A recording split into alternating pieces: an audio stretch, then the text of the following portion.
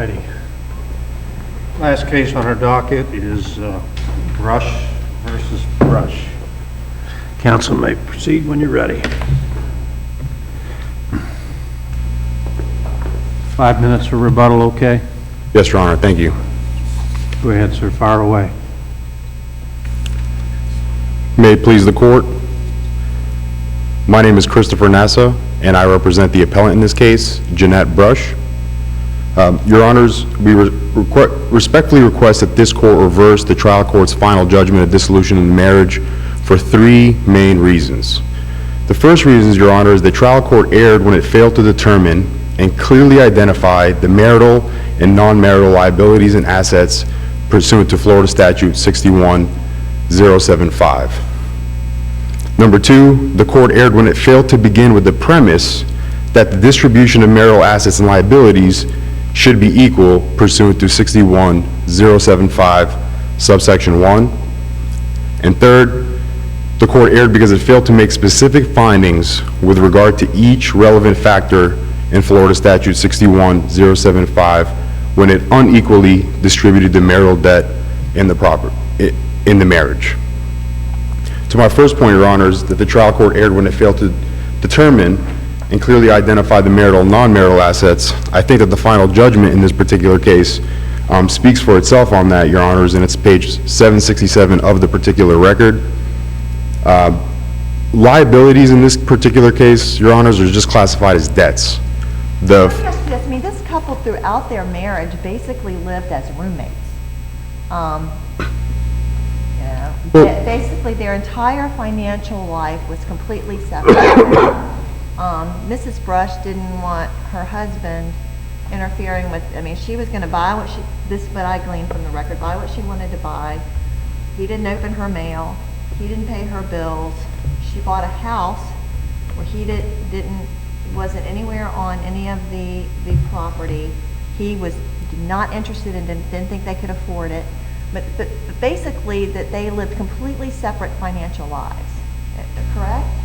No, Your Honor. I mean, I think that the court did make findings that the couples did not agree on a lot of the financial responsibilities of a marriage. But at the end of the day, Judge, they were still married for 33 years.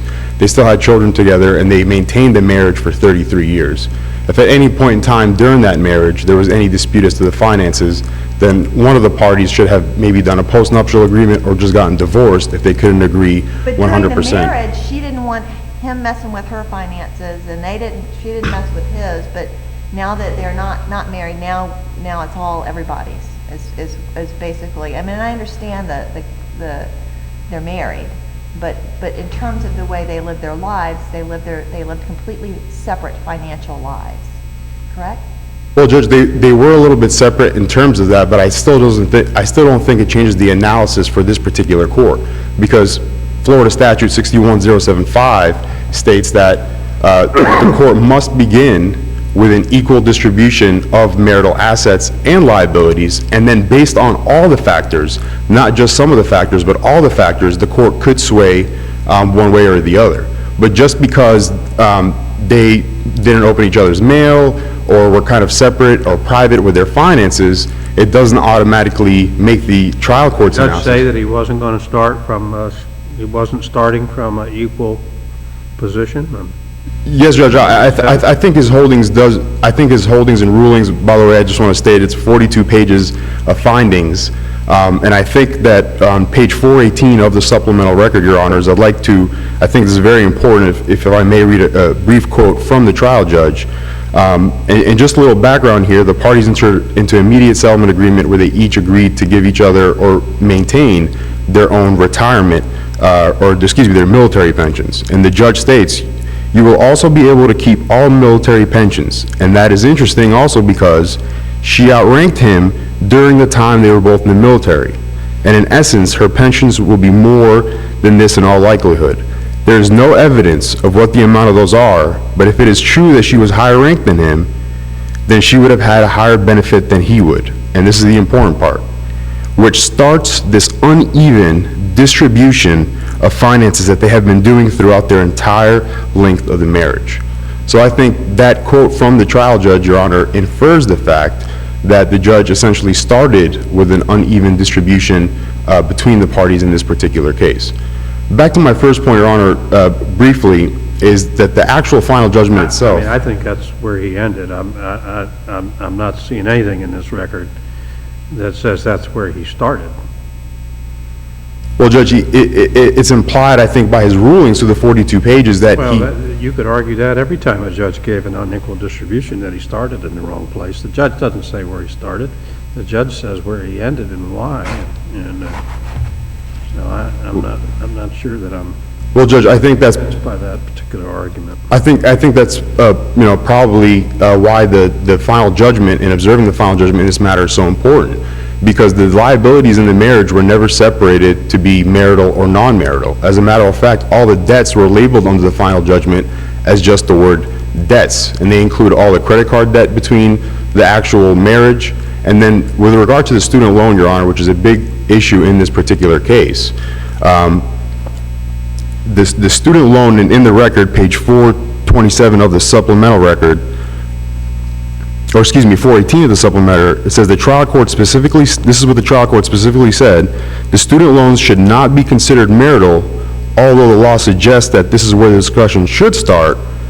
The court is rejecting them as something that the former husband should contribute to. So it appears here as if the judge says, I don't think they should be marital, but I understand the law says it, but it's not clear whether or not the judge here followed the law or didn't follow the law. But what we do know, Your Honor, is based on his findings and based on the actual final judgment itself, we don't have an analysis where the judge goes through all the factors in 61075, subsection 1. Doesn't he say, I understand that what the law is, but here, because husband had no knowledge of the student loans until the divorce proceedings, and I'm not looking at it right in front of me, but my gist of it, because the husband didn't have knowledge of these loans until these divorce proceedings, that he's not going to make the husband responsible for them, because those were loans, again, taken out by the wife without his knowledge. Just to respond to that, I don't think that it's legally relevant for this particular analysis, and I do have the case law to back it up. There's the Belford case out of the second from 2011. There's the Roth case from the second in 2008. There's also the Branch case in the first in 2000. In all these cases, Judge, the one party in the marriage was actually spending money or making unwise decisions with these monies that the other spouse had no idea about. And the uniform holdings with all of these was that in the absence of misconduct, it is error to classify marital debt as one party's non-marital obligation. Did you have another fact that we have in this particular case, which is where the couples led, it's different when you've got, I think, a marriage where money is pooled, and you've got one spouse that is spending money without another person's knowledge, and a situation where you have a marriage where the couples live separate financial lives. In the cases that you cited were those situations where we have a fact here that distinguishes this case, where you have couples that live financially separate lives. No, Your Honor, but the Branch case from the first, came out in 2000, is actually almost identical to this particular case in a sense where the testimony at the trial actually showed that the husband objected to the purchase of the marital home. He thought that it would be outside their means. And in the actual Branch case, the husband invested in a failing business venture over the strong objection of the wife, where the wife did not want him to enter into this business venture. And during that particular case, the former husband made no effort to retire the debt, so that at the time of the final judgment, that debt was actually substantially higher. And what the court actually ruled in that case was that absent any kind of misconduct, it is error to classify marital debt as someone else's non-marital obligation. And what's interesting, Your Honors, is that the courts actually classify what misconduct is, and as misconduct is not shown by mismanagement or simple squandering of marital assets in a manner of which the other spouse disapproves. So the fact that the husband in this case had no idea what's going on is not supported by the record. The judge didn't say that it was a non-marital debt. He just said that he was assigning it, he was allocating it to the wife. Well, Judge, I think the point is that it's not clear from the record and from the actual Pretty findings. clear to me that he understood that it was a marital debt, and just what you just read was pretty clear to me, that he understood that it was a that it was a marital debt, but that he was allocating it to the wife. Judge, on the actual final judgment itself, under the section where it says debts, and that on its face is in violation of Florida Statute 610753, because the court is specifically supposed to go through and identify what's marital and what's non-marital, and there's actually a lot of mistakes in that. For example, the house is considered a marital debt, even though that wasn't included under the debt section. House, you talking about The marital home between the parties. She got exactly what she wanted with a marital home. She got the home, and she didn't want any encumbrances by husband. So she got what she wanted with regard to the marital home. No, Your Honor, because she actually requested for a set-off from the husband to keep that marital home in that particular situation. And the actual, I'm going to go back to the final judgment because I think it's important. Under the actual part where it says debts, when the court refers to the marital debt, it refers to it as her debt. It doesn't refer to it as marital debt or the couple's debt. It says it is her debt, and she has to go ahead and keep that debt. And I want to point out, Your Honors, that the marital home and the actual student loans in this particular situation, it's not like the husband did not benefit whatsoever. The husband actually did benefit from this. The wife got a great education.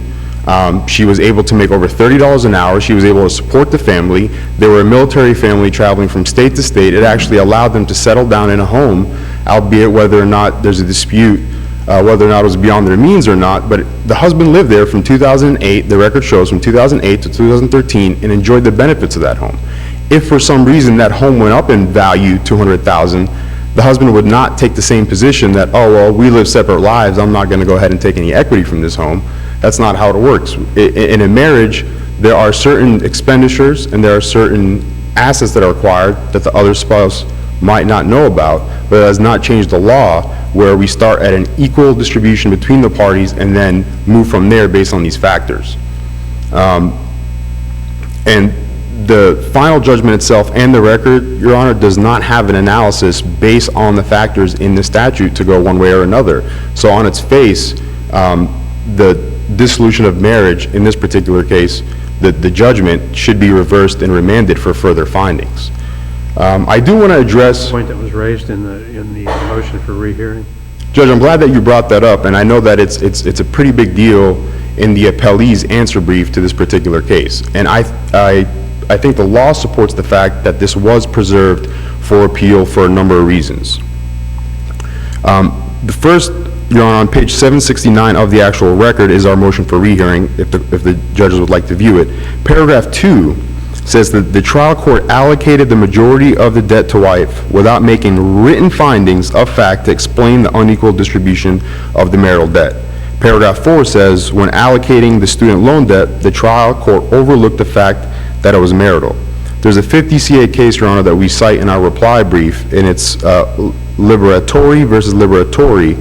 And what this states, Judge, is that when a lower court commits reversible error in valuing or distributing marital assets, the entire distribution plan must be reversed and reconsidered on remand. So by the mere fact of pointing out one issue with the marital distribution, everything is on the table. And appellee's answer brief had a plethora of case law explaining the purpose of the actual rule itself, which is, let's let the trial court try to fix the problem before we appeal it.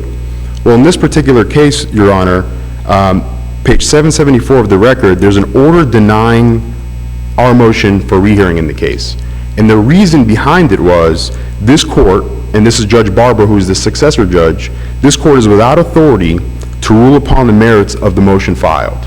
And the reasoning is because there was a predecessor judge, Judge Arnold, who heard the case and then since retired. So no matter what we would have put in that motion, it wouldn't have made a difference because the successor judge did not have authority to do anything to that final judgment. So for those reasons, Your Honor, I do believe that it is preserved for appeal based on the 50 CA case in Liberatori, which essentially says that equitable distribution is so intertwined that if there's one part of it that's wrong, then everything's on the table for appeal.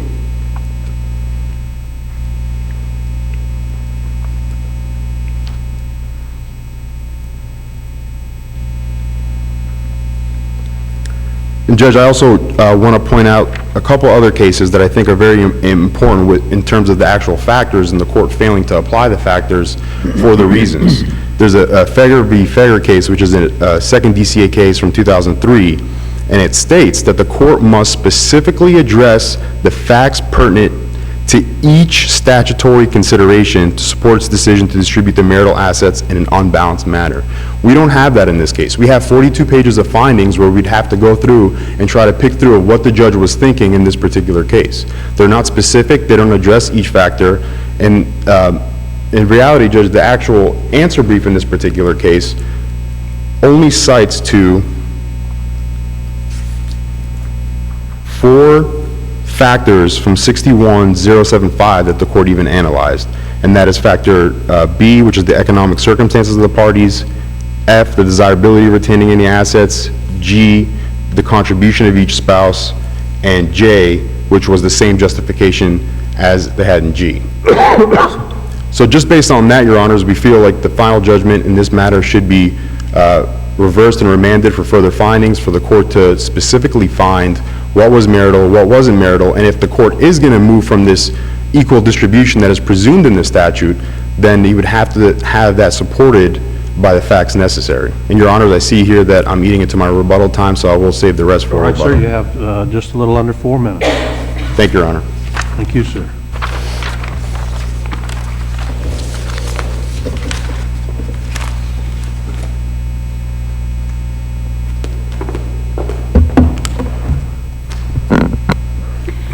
May it please the court, my name is Stacy Ford and I represent the appellee, Ronald Brush. First, I want to point out, as I think has already been touched upon, the fact that the wife did not request equal distribution of the liabilities or the assets in this case. As Judge Berger mentioned, the wife in particular asked for the house and asked for the full liability in the house. She did not ask that the liability related to the house be distributed. She only asked for a set-off. The set-off was very minor, in fact. If you look at the wife's attorney's closing arguments, her argument was that the wife should get 75% rather than 50% of the husband's bank account, which was only $14,000 to begin with, and 45% of the cash value of the life insurance policies. So she only asked for a very small set-off. And in fact, when I tallied up the numbers yesterday, by my calculation, what the wife asked for added up to, she wanted all of the, basically all of the liability related to the house and 88% of the assets. What she got was 88% of the assets by my calculation.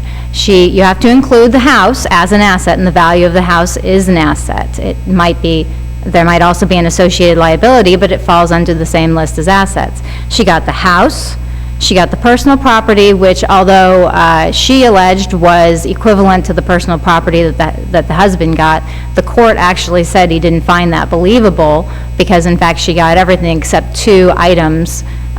So she got, but even assuming that the personal property was equivalent to those 2 items at $1,500, she still got 88% of the assets. She got to keep her bank account, which was very small, and she got to keep her life insurance. She also got to keep her car and her retirement account, which was more than the retirement account of the husband's. We do not have in the record the value of the pensions, but I would submit that it is fair for the judge to have concluded that her pension was greater than the husband's because there was record evidence that she was in the military 5 years longer than the husband and outranked him. I think that's a fair conclusion, even if specific values were not provided. So the trial court cannot be... That was the subject of the stipulation, right? The pension was in the stipulation, yes. So they didn't have any reason to value No. necessarily. I mean, it would have been Exactly. helpful, but okay. Exactly, yes. So the court cannot be blamed for not equally distributing the mortgage when the wife never asked for the mortgage to be equally distributed. The trial court did find, and this court cannot reevaluate that finding if there was competent substantial evidence of it, that this couple led entirely different financial lives, completely separated. The trial court believed Mr. Brush when he testified to that, and that's subject to the standard of review of competent substantial evidence, which existed. The branch case that the appellant's attorney discussed, as Judge Torpy noted, that one was reversed because the trial court treated the liabilities at issue there as non-marital. Here, we're talking about liabilities that were acknowledged as marital, but that the trial court determined should be unequally distributed. In fact, the branch case recognized that improprieties could justify unequal distribution, which is what happened here. This trial court evaluated all of the evidence and determined that unequal distribution was the equitable thing to do in this case. Regarding the student loan, benefit is not the issue here. There was discussion of it in the argument by appellant's counsel, but benefit is not the issue here. However, I will point out that the husband, although argued by appellant's counsel, did not necessarily benefit from the student loan. He was content. The husband testified he was content to stay in Indiana. The wife had to convince him to leave. He had a job in Indiana. He had a house that was mortgage-free in Indiana. He could not carry on his job if they moved. It was the wife who wanted to take the nursing job, to get the student loan and then take the nursing job. He did not want it. The student loan, really the important point there is the wife signed up for nursing school and incurred student loan debt to do so without telling the husband in advance, even after she told the husband, acknowledged to him that she didn't tell him because she knew he would object and that he wouldn't agree. And that the husband testified further that he asked repeatedly, how are you paying for this? He did not get the answer. He eventually did believe that it was being paid by a loan against an insurance policy, because a letter came in the mail about a loan against an insurance policy. That's what he thought. He didn't know how she was paying for it. And the real point there is that that was how this marriage was run. They were completely separate. She did what she wanted to do with her money. He did what he wanted to do with his money. And the testimony by the husband really explains why this marriage was operated in that way, which is the husband testified that he was a very frugal person. He was taught by his parents, you do not spend more than you can make. And wife had a different attitude in life, and husband testified to that too. And they recognized that clearly going in, because as husband testified, they had a 33-year history of doing that from the very beginning. They agreed. Husband specifically said, from the very beginning we agreed this would be separate. And the parties honored that agreement for 33 years of relationship. They were married for 29, they were together for 33. They had separate bank accounts, separate credit cards, separate homes, because he owned the one in Indiana and she was the only one on the Florida property. As Judge Berger already pointed out, he didn't even open her mail. He wasn't allowed to open her mail. This was an agreement that was reached and honored for 33 years. I believe that the trial judge made it exceptionally clear in his 42 pages of transcript of his oral ruling that he found it unfair and inequitable for the wife after that period of time to only then want to basically hitch the husband with debts that he never expected nor should have expected to be liable for. The cases that have been cited by appellant are all distinguishable, and the real reason for that is, one, the separate financial lives, two, that the wife incurred these liabilities on her own without the husband's agreement, also sometimes without the husband's knowledge because she knew he would not agree to them, or through deceit. The husband said with regard to the credit card debt regarding the furniture, yes, he knew she bought new furniture. It would be hard not to notice that. But he is understanding, and she told him that she was buying that with cash. He didn't know that she was charging that. It's very clear from his testimony that if he had known she was charging that, he would have objected. And then also with regard to the house in particular, with the express agreement between them that the wife said to him, I understand, you don't want to be responsible for this house, you don't want to buy this house. I will be responsible for this house, and I will not expect you to pay towards it. Now, the wife gave different testimony, but it's very clear from the trial court's transcript that the trial court found the husband the more believable, more credible of the two witnesses, and as I've already stated, that's the trial court's realm, not the appellate court's realm, to reevaluate. Am I speaking too fast, Judge Torpy? Again, Am I speaking too fast? you're doing fine. I do have a tendency to do that, No, so. you're doing fine. Okay. As for preservation of error issue that was raised, a final judgment in a marital case requires a lot of different things. Valuation of assets is one thing. Designation of what is marital versus non-marital is another. If there's an unequal distribution, factual findings supporting the unequal distribution. Those are three separate things. They're not related. In the motion for rehearing, the wife's attorney raised only one of those, the last one. She argued that there were no factual findings supporting the unequal distribution. That's not what's argued in these appellate briefs regarding the defects in the judgment. In these appellate briefs, they're arguing that the trial court failed to give values for the assets. That wasn't mentioned in the motion for rehearing, so it's unpreserved. They're arguing that the trial court failed to designate marital versus non-marital. That wasn't argued in the motion for rehearing, so it's not preserved. Our brief goes into the reasons why, even if it were preserved, that would not be reversible error, but that is our primary argument, and I believe it's a good one. And then as to the third one, There was a conflict between the 5th and one of the other districts on that point of whether or not you needed a motion for rehearing. I did notice that. I believe it was the Settled 4th. that conflict, or I believe that it was the 4th district, but I could be wrong about that. district? This court has been very consistent in its rulings that, The conflict hasn't been resolved by the Supreme Court. not that I could find, no. Okay. No. And I believe that the other districts, if they have ruled on the issue, the other districts have agreed with this court, if I recall correctly. Third definitely did. I want to say I thought the first or the second did as well. I think I even might have cited a first district case on that issue.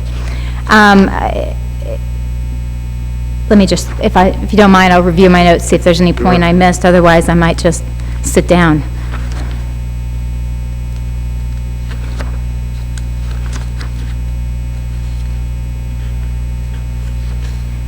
Just on the student loans, and I know I said this in my brief, but I think it's very important.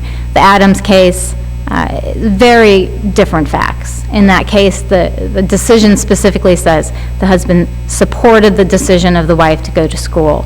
The loan that she took out each semester exceeded her tuition and was put into a joint bank account and used for living expenses. None of those facts are applicable here.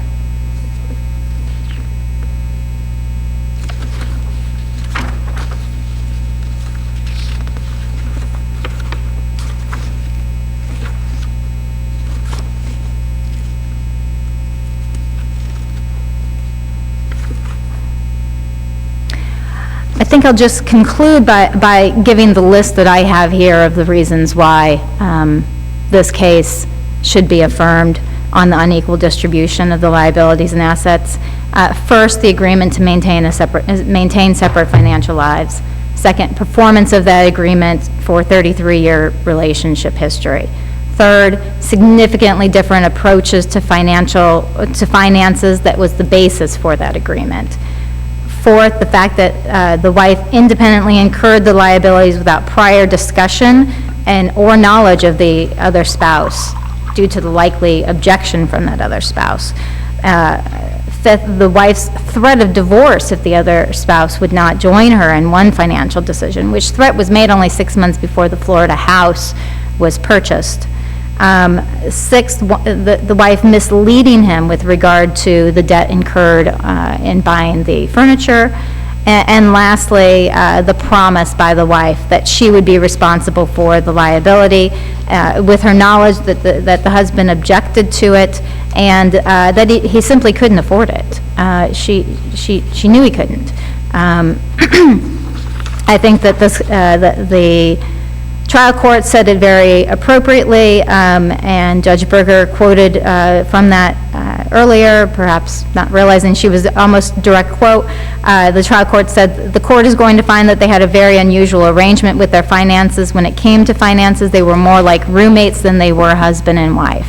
And that harkens to the whole idea of equitable distribution. It's premised on a theory of equal partnership, but this was not an equal partnership when it came to finances. Somehow it worked for them for 33 years. It didn't work in divorce for the wife, and therefore she wanted something different then, and the trial court correctly, I believe, concluded that that was not equitable.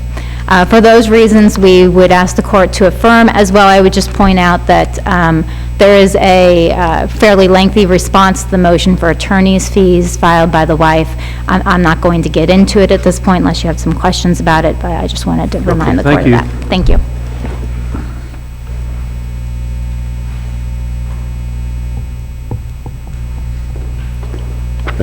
May it please the court, just have a couple points on rebuttal. Not going to bring up anything that I already talked about, but there's two statutes here that I think are very important. One is 61075 6A1A, which defines what a marital asset and liability is. And it says assets acquired and liabilities incurred during the marriage individually by either spouse or jointly by them. So just because one spouse incurred a debt or an asset, it doesn't automatically make that separate. It's still a marital asset or a marital liability. And 61076 6B4, which I think is even more important, Your Honors, defines non-marital assets and liabilities. And the definition is assets and liabilities excluded from marital assets and liabilities by valid written agreement of the parties. If these parties really did want to keep everything separate, then what they should have done is they should have done either a prenup agreement or a postnup agreement. But just to say that we had kind of this informal agreement throughout the marriage does not supersede the law. And as a matter of fact, Your Honors, I'd like to, the supplemental record, page 421, the judge even found himself, he said the parties never did agree on how to deal with the finances throughout the entire length of their marriage. So there was obviously no agreement, or else there wouldn't be this, let's keep everything separate. And as a matter of law, unless the court goes through the factors listed in 61075, subsection 1, and decides which way it's going to go, either equal or unequal, then the trial court erred by not doing that. And no matter what agreement that the parties had, the fact that the parties had some sort of roommate agreement, it's not a factor on 61075, subsection 1. And for the reasons stated, Your Honors, we're asking the court to reverse the final judgment of dissolution of marriage and remand back for further proceedings. Okay, thank you, counsel. Thank you. All right, we'll be adjourned.